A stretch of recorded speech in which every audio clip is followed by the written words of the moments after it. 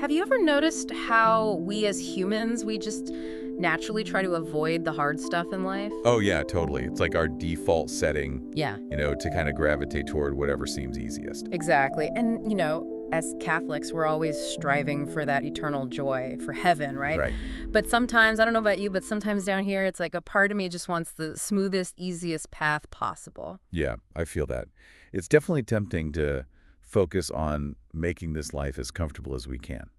So I think this deep dive that we're going to do today is really going to resonate with that really deep-seated human desire, but kind of look at it through a Catholic lens. Yeah, for sure. It's a thought experiment called The Choice, and it's really fascinating. Yeah, it really makes you think. And I want to say right off the bat that this isn't like a strict theological argument, but more like a guided reflection. Okay, I like that. Yeah. So to get us started, I want you to imagine this. Picture yourself right after conception, before you're born. You're in the presence of Jesus with Mary nearby. Wow, that's a powerful image. Yeah, just let that sink in for a moment. Okay. Now, in this thought experiment, you're presented with 8 different potential life journeys, 8 Right. different gifts, as they're called. Okay, and these are outlined in our source material, right, which is simply titled The Choice. That's right. Okay. And what's really amazing is that we're told each of these paths can ultimately lead to heaven. Okay, so no guarantees, of course. Of course not. We always have free will. Right. But the potential, the possibility of reaching heaven is woven into each of these paths. I see. So each of these gifts is a different kind of life path. Exactly. And here's what makes it even more interesting. Each path has its own specific spiritual dangers. Oh, interesting. Yeah, like potential stumbling blocks that could lead us away from God. Makes sense. So it's not all sunshine and roses, even if the life path seems, relatively easy. Right. But here's the really cool part. They also each have hidden graces. Oh, okay. So like unexpected opportunities for spiritual growth. Precisely. Things that might not be obvious at first glance, but that can really draw us closer to God. So imagine you're in that space before you're born with Jesus and Mary. You're presented with these 8 life paths. Yeah. And you're aware of the general shape of each life. The joys, the sorrows, the good times, the hard times. And the question is, which path would you choose? Exactly. Would you go for the easy life? Or would you be drawn to something else? So the core of what we're exploring today is, would that natural desire for an easy life, would that really be the most desirable when you consider things from an eternal perspective? It's a big question. And I think this thought experiment can really help us to reevaluate what we think makes a life truly meaningful in God's eyes. I'm really interested to hear about these different paths. Shall we jump into the first one? Let's do it. Okay, so the first gift presented is the gift of ease. You okay? Imagine a life where, I don't know, the sun is always shining, you've got supportive friends, happiness just kind of surrounds you. Yeah, like everything just flows smoothly. Right, without any major upsets or challenges. You never really have to struggle. It sounds pretty idyllic, right? Yeah, on the surface it does. But I'm guessing there's a catch. There is. The thought experiment points out that there's a potential spiritual danger here. Okay, what is it? Well, if life is always easy, you might never develop a deep hunger for anything beyond that comfort. I see. You might become complacent. Exactly. Your heart might not be truly tested or deepened through adversity. Yeah, like a muscle that never gets a workout. Exactly. But it's not all bad, right? Because we mentioned there are hidden graces with each path. Right. And even in this gift of ease, there's a significant hidden grace. What is it? The potential to become what's described as a quiet saint. Okay, I like that. Yeah, it's beautiful.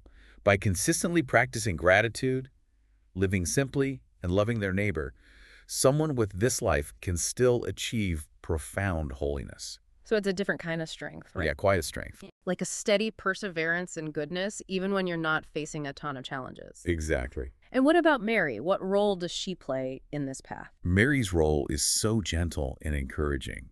She invites the soul to take those everyday joys, those moments of happiness, and offer them back to God as a constant act of thanksgiving. Oh, I like that. Yeah, it's a beautiful reminder that even when life feels easy, our hearts should still be directed toward God.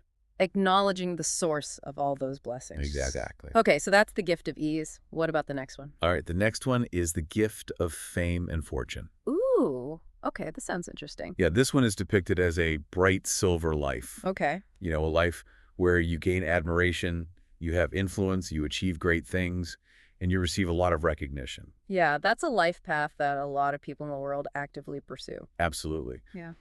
But there's a potential danger here that might not be so obvious. Okay, I'm curious. What is it? The danger is that you might become attached to all that applause. Oh, I see. You start to believe that all those achievements are because of you and you alone. Exactly. And that can lead to pride. And pride, as we know, can be a huge obstacle in our relationship with God It can really create a barrier between us and him. because it shifts the focus from God, the giver of all good things, to ourselves. Right. We forget that everything we have, every talent, every success, it all comes from him. So even a life of fame and fortune has its pitfalls. It definitely does. But there's also a powerful hidden grace within this path. Okay, tell me more. What is it? It's the potential to echo Mary's own Magnificat. Ah, that beautiful song of praise where she acknowledges that God has done great things for her. Exactly. If someone living this bright silver life can maintain that perspective of humility, if they can give credit to God for their success, their influence can be used for so much good. Yeah, they can really make a difference in the world. Absolutely. And how does Mary guide those on this path? Well, Mary is a perfect model of humility, right? Yes, absolutely. So she steps in and shows those with power and influence how to use it for good. She helps them to see that true greatness isn't about earthly acclaim, but about reflecting God's glory. Exactly. It's about hiding your own light within his greater light. Wow, that's a beautiful image.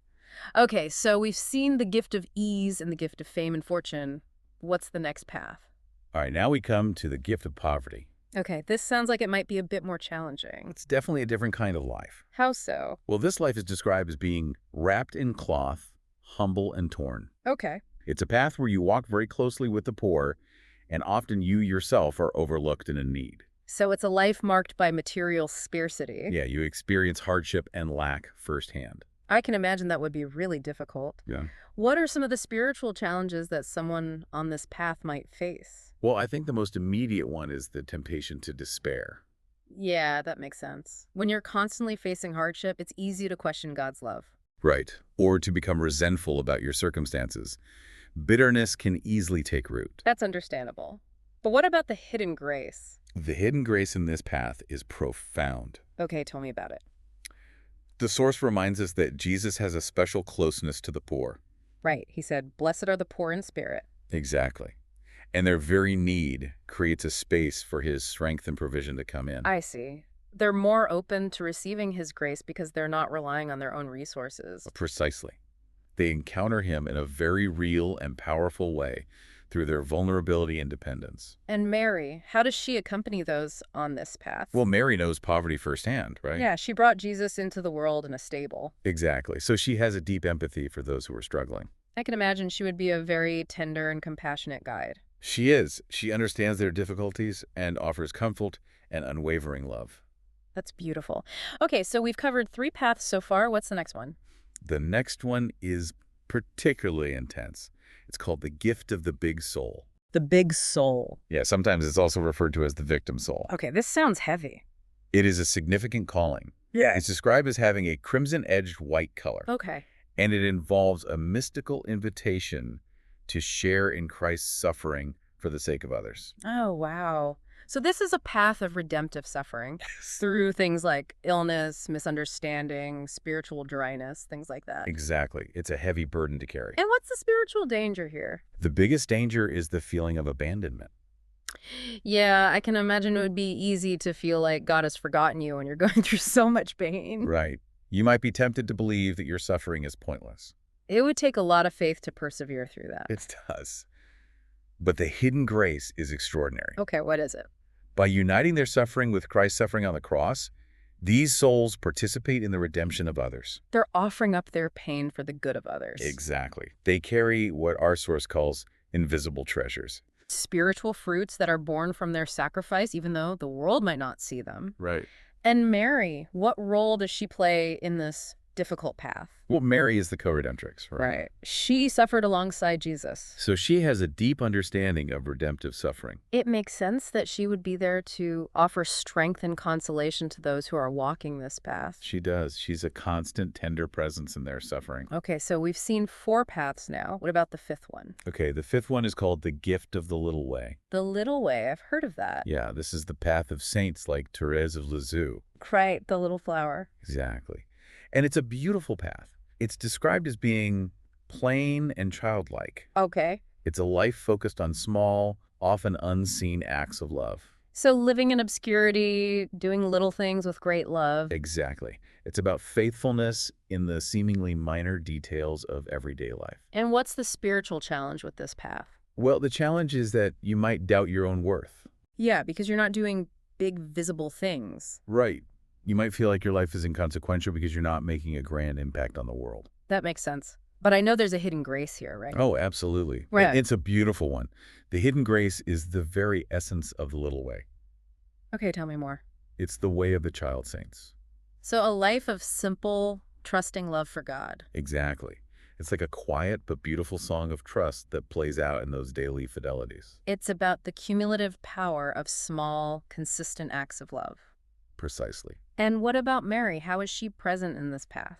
Mary, as the humble handmaid of the Lord, walks every step of the way with these souls. She teaches them the value of hidden service. Yes. And she teaches them to find joy, even in the midst of darkness and perceived insignificance. Because she knows that God sees and values every act of love, no matter how small. Exactly. Okay, we're making our way through these paths. So what's the next one? The next one is the gift of the wounded heart. The wounded heart. That sounds intense. It is. It's described as a deep red flame that draws the soul into the very wounds of Christ. Oh, wow. It's a life of consecrated love. So this is the path of those who are called to priesthood, religious life, or lay consecrated life. Yes. A life of total self-giving to God. Exactly. And it's a path that can be misunderstood by the world. Yeah, I can imagine. It's a different way of life. It is. And there are definitely unique struggles that come with it. Like what? Well, one danger is that you might grow weary in your service. It's a demanding path. It is. And you might also feel unappreciated because your sacrifices are not always visible. It takes a lot of love to sustain this path. It does. But the hidden grace is incredible. What is it? By entering into Christ's wounds through their vocation, these souls become a source of his consolation. They're comforting his sacred heart. Yes. It's a deeply intimate and transformative union. And Mary, what's her role in this? Mary's role is so tender and protective. She's like a mother to these souls. She is. She clothes them in her own mantle, signifying her constant protection and guidance. And she helps to mold their lives into a reflection of her own. A life completely offered to God, often hidden from the world, but incredibly fruitful. That's beautiful. Okay, what about the 7th gift? Okay, this one's for the thinkers out there. It's the gift of intelligence and skepticism. Oh, interesting. So this is the intellectual path. Yeah, it's described as a crystalline gift, Okay. a gift that values truth, deep thinking, and a healthy skepticism. So these are the people who question everything, who want to understand things deeply. Exactly. They don't just accept things at face value. But what's the potential pitfall here? Well, the danger is that they might fall into pride. Pride of intellect. Yes.